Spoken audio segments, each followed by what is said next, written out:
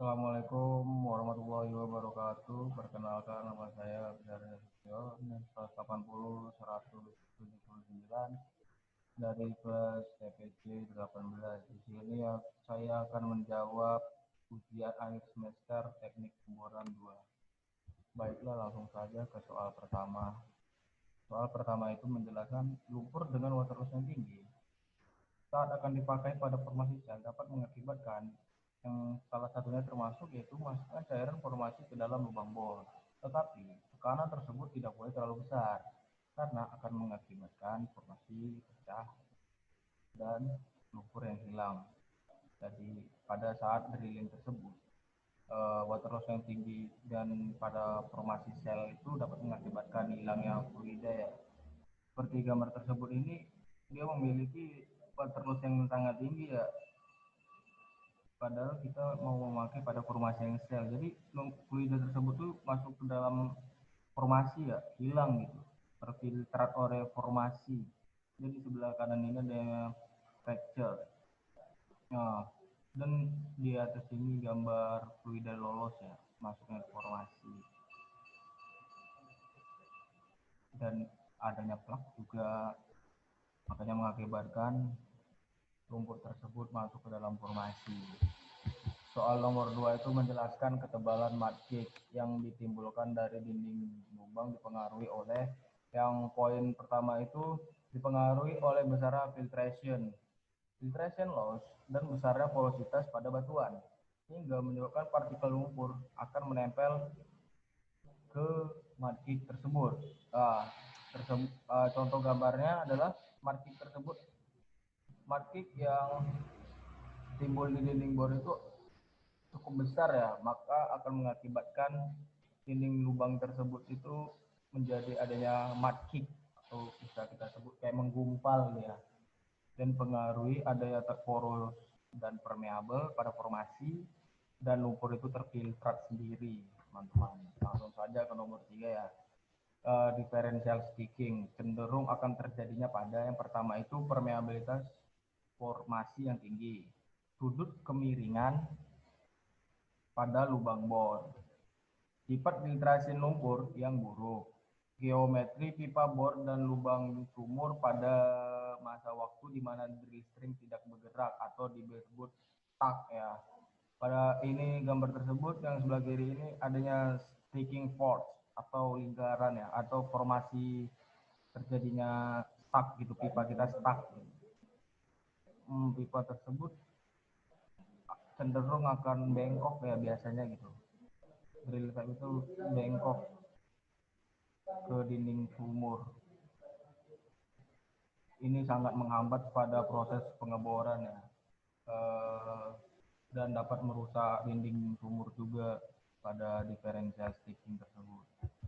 Soal keempat itu lumpur yang terlalu kental dapat menyebabkan cutting yang diangkat kurang maksimal atau cutting yang ada di pompa itu kurang maksimal ya, ada yang ukuran butirannya itu tidak sesuai gitu, jadi ada yang hancur.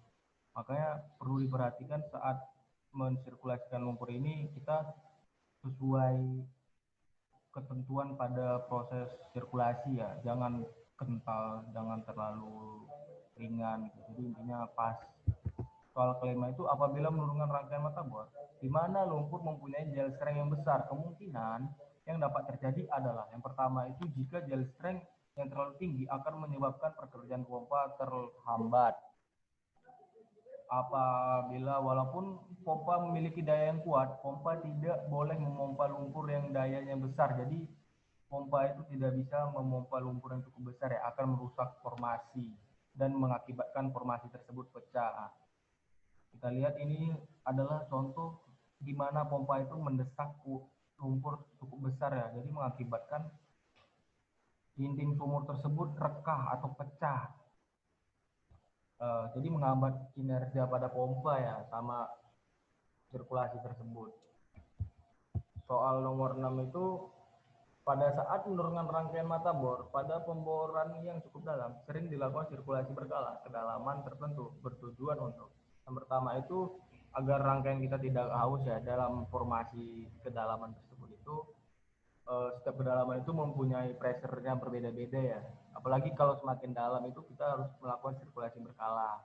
Yang kedua itu untuk mendinginkan mata bor kita agar tidak rusak atau mencegah tekanan yang cukup tinggi. Jadi kita mencegah tekanan itu tidak back pressure ke atas, mengimbangi pressure untuk mengetahui informasi litologi, permasalahan struktur geologi, apa itu mungkin dari cutting, core, apa sampel catcher, di survei, mengetahui sampel batuan yang tadi coring ya teman-teman. Berikutnya itu soal nomor 7 ya. Untuk menurunkan kekentalan lumpur tanpa menaikkan water loss dapat ditambahkan lumpur. Nah, bahan dasar yang pertama lumpur itu barit. Barit itu BaSO4 untuk menaikkan densitas lumpur. Gunanya barit untuk menaikkan densitas lumpur. Selain itu, berasal dari formasi-formasi yang dibor dan terbawa lumpur. Seperti chert, pasir atau clay yang non swelling sehingga menyebabkan abrasi dan kerusakan pada pompa. Jadi pada saat kita menaikkan lumpur itu kita memerhatikan juga ya bahan dasar dari lumpur tersebut, ada yang dari bentonite, barit, dan biji besi tergantung formasi yang akan kita lalui. Soal ke-8 itu kalau water loss dari lumpur cukup tinggi, maka kemungkinan besar dapat terjadinya adalah core semi-permeable formation atau formasi permeable yang terdiri dari butir penyusun yang sangat kasar dengan diameter pori batuan formasi yang lebih besar dari diameter butir. Jadi lumpur dan tekanan hidrostatik lumpur lebih besar daripada tekanan formasi. Jadi tekanan pH kita harus lebih besar daripada PF atau bisa mengimbangi ya. Kalau enggak itu bisa ya jadi nyakik lah. Soal ke-9 itu lumpur bor dengan berat jenis yang terlalu tinggi akan mengakibatkan loss. Yang pertama itu loss sirkulasi, hilangnya lumpur pada pemboran. Jadi lumpur kita itu masuk ke formasi ya, merupakan ini problem yang banyak terjadi di lapangan.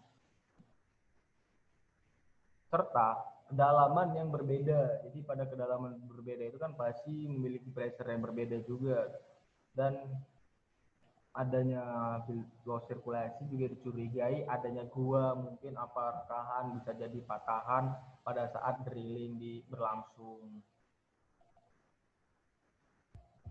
Nomor 10 itu soalnya ada 3 buah tangki lumpur dengan panjang 18 feet, lebar 10 feet, tinggi 8 feet. Kalau batasan boleh mengisi lumpur hanya 6 feet, maka volume lumpur di dalam ketiga tangki tersebut berapa barrel? Pertama itu kita diketahui ya, yang kita tahu 18 feet panjang dan L tersebut lebarnya 10 feet, 6 feet itu 8 feet itu tangki pertama ya, 8 feet isinya. Batasan yang boleh mengisi itu tangki 2 sama dengan 6 feet. Jadi volume ditanya, volume sama dengan P kali L kali tangki kedua. Jadi tangki kedua itu kan arusnya isinya 6 feet ya. Jadi kita 18 feet dikali 10 feet dikali 6 feet, kita kalikan dapatlah 1018 kubik feet pangkat 3. Sama dengan 192,362 barrel pada tangki ketiga. Jadi tangki yang masing-masing dapat diisi itu adalah 557,086 barrel. Gitu. Soal ke-11 itu ya casing 95/8 feet. Outside diameter 8,835. Inside diameter 40 pounds per feet. Diameter lubang 12,1/4 feet. Casing 5.000 feet. 1 feet itu sama dengan 13. 1 kubik feet sama dengan 7,84 galon. Dan 1 barrel sama dengan 42 galon. Volume anular adalah, jadi kita kan di sini belum mengetahui ya berapa ya. Jadi coba kita mencari tahu, diketahui OD-nya, saya cari satu-satu, OD 95/8 802 feet, set diameter 8,835, 40 pounds per feet. DH-nya 12 1/4 kubik dalam kurung 1,02 feet. Panjang casing yang kita ketahui 5.000 feet. Ditanya berapakah volume anular? Jawab VOD. Volume outside diameter. Yaitu adalah 1/4 dikali P dikali outside diameter pangkat 2 dikali L, dan 1,4 dikali 3,14 kan rumus lingkaran ya, dikali 0,802 tutup kurung pangkat 2 dikali 5.000 sama dengan 2.524,58 kubik feet, dan volume pada kedalaman 1,4 dikali Pi DH dikali L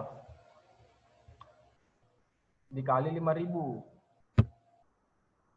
sama dengan 1,4 dikali Pi 3,14, pakai rumus lingkaran juga, dikali 1,02. Jadi hasilnya itu 4083,57 kubik feet. FAN, volume anular tersebut. Cara mencari volume anular, volume lubang dikurang volume outside pada diameter casing kita ya. Jadi volume hole kita kan 4.083,57 dikurang volume outside diameter. Volume outside diameter kita 2.524,59. Dapatnya hasilnya adalah 1.559 kubik feet. Jadi kita konversikan kubik feet ke barrel dan galon. 1 kubik feet itu sama dengan 0,17811. 1.559 dikali 0,17811 sama dengan 277,16 barrel. 1 barrel sama dengan 42 galon. 277,67 dikali 42 sama dengan 11.662,14 galon. Jadi volume anular tersebut adalah 11.662,14 galon. Kalau pada galon, kalau barrelnya 277,67 barrel. Jadi gitu. Nomor 12, untuk mendapatkan kecepatan ROP gimana sih yang optimum gitu. Parameter bor yang cenderung diubah-ubah. Jadi kita tuh membuat count offside atau pada bit tersebut ya. Merupakan ukuran besar sudut yang disebut sumbu kon. Tersebut titik pusat dari bodi mata bor. Jadi pada mata bor itu memiliki kon ya para teman-teman, ada kon offside. Jadi ini yang kita ubah untuk menaikkan ROP ya. Kalau hal ini kita perhatikan pada ROP, pasti drilling pada proses pemboran lebih optimum. 13. Pada rangkaian bottom hole assembly tanpa stabilizer, lubang dapat menyimpang dari sumbu vertikal. Hal tersebut mengakibatkan apa? Yang pertama itu menyimpangnya dari garis lurus. Hal ini disebabkan adanya piece atau alat yang tinggal ya di dalam lubang bor, sehingga untuk melanjutkan proses pemboran digunakan metode directional drilling. Jadi kita tuh menggunakan pemboran berarah ya untuk mengambil piece tersebut. Jadi macam-macam alat piece itu adanya jar coket, akselerator stroke out, dan jar. Ini alat-alat untuk fishing gitu. Jadi pada saat itu kita ketinggal di bawah, jadi kita melakukan directional drilling ya, berarah gitu, agar kita dapat tersebut gitu. Jadi kayak dipancing gitu dengan alat-alat yang tersebut. 14 adalah jelaskan peran dari masing-masing dari 5 sistem ya. Yang pertama itu kita akan menjelaskan tentang hoisting. Yang pertama itu hoisting itu adalah sistem angkat ya, yang dimana itu dari semua itu adalah menggunakan draw walk. otak dari hoisting ya teman-teman. Drawok itu adanya ini rangkaian adanya anular, ada drilling block, elevator, sebagai sistem angkat dan drilling ancor pada proses pemboran. Sistem putar itu atau rotari. Kalau sekarang itu kita udah pakai top drive ya, nggak pakai rotary table lagi, jadi lebih simple gitu, lebih efisien juga. Pada sistem sirkulasi itu yang awalnya itu dari mud pump ya, baru dari mud pump menuju discharge line, masuk ke swivel, Kelly, dan melalui rangkaian drill string. Dari drill string naik melalui flow line, masuk ke seal shaker, descender, shelter, memisah semua yang ada di bawah lah, dan kembali lagi ke mud pump. Sistem tenaga, jadi ini sangat penting pada 5 sistem tersebut ya, sebenarnya sangat berkaitan juga gitu.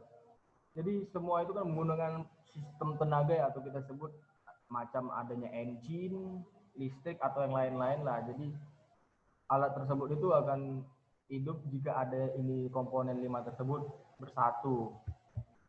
Yang terakhir ini adalah sistem pencegah semburan liar atau bisa istilahnya kita sebut blowout preventer. Jadi pada komponen tersebut ini sangat berperan penting pada drilling ya, agar mencegah tidak terjadinya blowout apa semburan liar dan juga kick.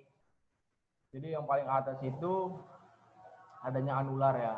Anular ini biasanya paling atas. Dan di dalam anular itu adanya rubber seperti karet ya. Kalau yang ini nih contohnya double ram. Adanya shear ram, pipe frame, dan adanya drill spool juga. Ini untuk menyambungnya ke line ya. Ini wellhead yang kita tahu ini posisinya lagi di gudang. Terima kasih. Lebih dan kurangnya mohon dimaafkan. Wassalamualaikum warahmatullahi wabarakatuh.